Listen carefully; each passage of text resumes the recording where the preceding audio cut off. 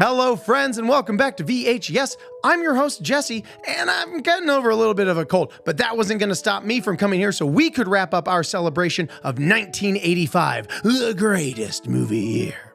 It's been quite the journey, and I'm scrolling the list of movies right now to prove it. Wow. Before we put this thing to bed, take a moment to click that like button, subscribe to the channel. If you like what you're seeing, you want to see more of what it is, we do here. For now, let's jump into November and December 1985. November 1985. Best of a bad month. We're gonna skip through November with some quick hits. When you see how stacked December is, I think you'll understand. First up, Nightmare on Elm Street 2, Freddy's Revenge. This is the weird one of the Freddy franchise, and that's what makes it so interesting. Not only does Freddy come into the real world to kill people, completely blowing up the premise in movie number 2, by the way, but also the filmmakers slipped in a whole undercurrent of homoeroticism in this movie that the shooting crew completely missed during filming. But if you know you're looking for it, you'll find it. It's very funny. Next up, To Live and Die in L.A.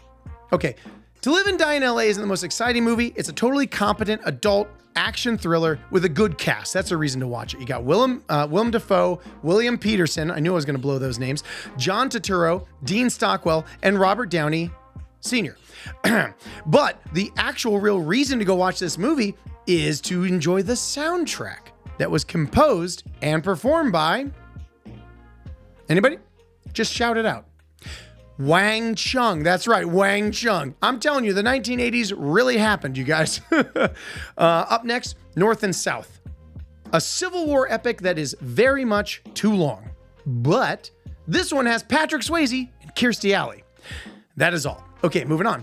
Rocky IV. Do we really even have to talk about why Rocky IV is great? I know why it's great. Drago is why it's great. The death of Creed. Training in the friggin' snowy mountains.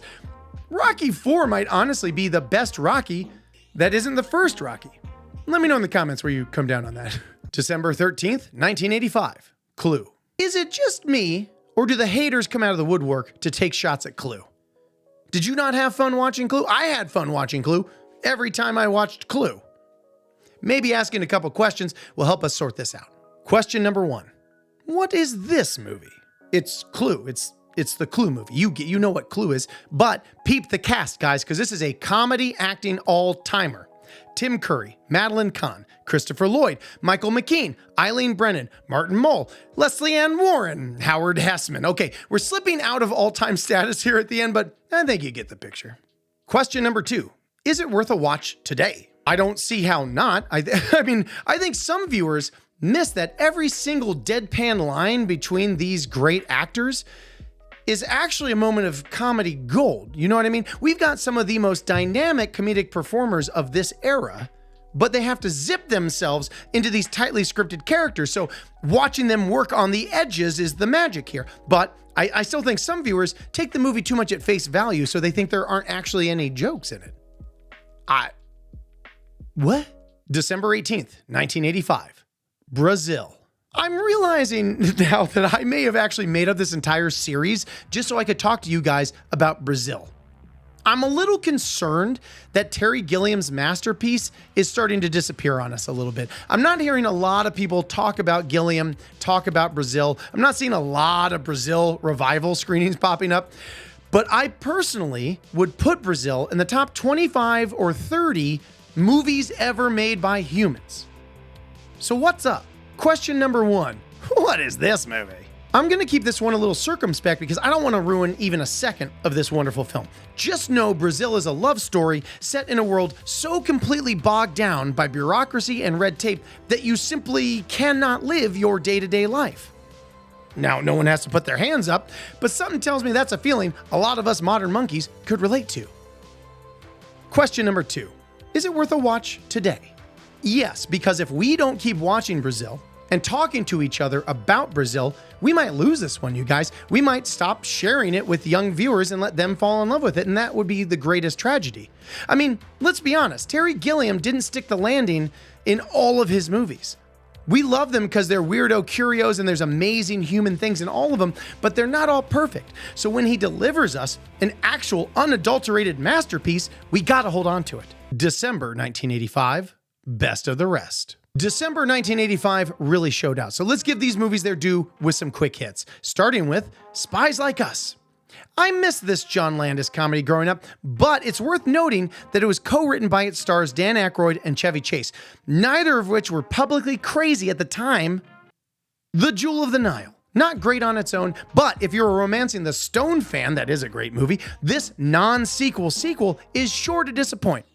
Why did I put this in here? Legend, a hazy dream of a movie with a very young Tom Cruise, a unicorn, and Tim Curry in some really ridiculous makeup. This is a great one for an altered viewing experience. I don't know how you live your life. The Color Purple. Great movie. Actually, great movie. Insane performances by Whoopi Goldberg, Radon Chong, Danny Glover, but the actual acting revelation from this movie, you guys, is, say it with me, Oprah Winfrey. She's nuts in this movie. And yeah, it's still a little weird that this film, this African-American period drama, was directed by Steven Spielberg. What are you gonna do? And finally, Akira Kurosawa's Ran. If you see one foreign film from this list of movies in 1985, see Ran. It's long, it's epic. It's also King Lear on horseback with like 1,000 samurai. 1,000 samurai, you guys. And here's the thing, Kurosawa movies get revived all the time. So look for Ran coming to a theater near you or a festival in your area, and you'll get a chance to catch this on the big screen, which is highly recommended. The epic scale of this movie just cannot be overstated. Kurosawa did Shakespeare on an epic scale better than basically all Western filmmakers that I can think of. This one, Akira Kurosawa's Ran, is a must for film lovers. And there you have it. We've reached the end of 1985, the greatest movie year. And there were a bunch of movies I had to skip just for time, so let me know in the comments what other movies you would have added to this list. Also, by the way, I've gotten some comments on other years that might beat out 1985. You know I'm just doing this for fun so we have stuff to talk about, right? No one's trying to pick fights. But I have heard from some people 1987 might be a better year. There's a couple in the 70s I want to consider. And also I think I might take a look at 1998-99. If you know, you know. We'll just see when we get there. But thanks again for coming along this journey with me to celebrate the great movie year that was 1985. Make sure to like the video, subscribe to the channel if you want to see more. Come see us next time. Until then, we live here, only on VHS. Take them home, Craig. Thanks for watching, everyone. Oh, and please like and subscribe. Check out more of our videos. Leave a comment. Or don't. You do you.